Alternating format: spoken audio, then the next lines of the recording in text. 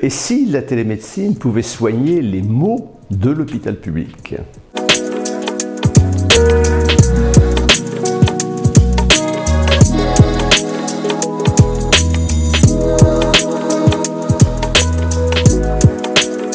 Oui, alors c'est un grand projet qu'il faut rappeler parce que il y a des évidences.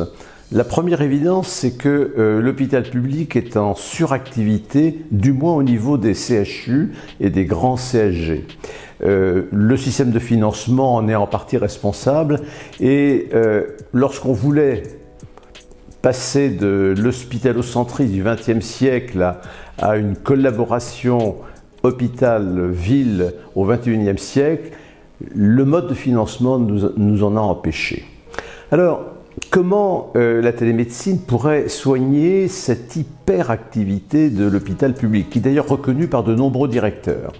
Eh bien, le groupement hospitalier de territoire, qui a été créé par la loi de 2016, la loi Touraine, permet aujourd'hui de redistribuer une activité de soins au niveau d'un territoire de santé. Et je pense que cette redistribution entre l'hôpital recours ou support et les hôpitaux de proximité ne peut se faire qu'avec la télémédecine.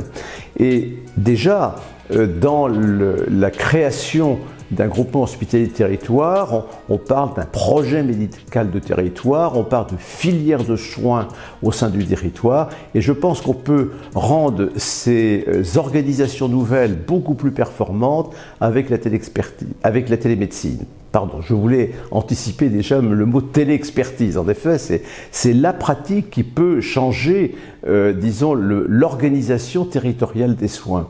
La téléexpertise, à partir des hôpitaux de proximité, peut éviter certaines hospitalisations dans les hôpitaux support ou dans les CHU.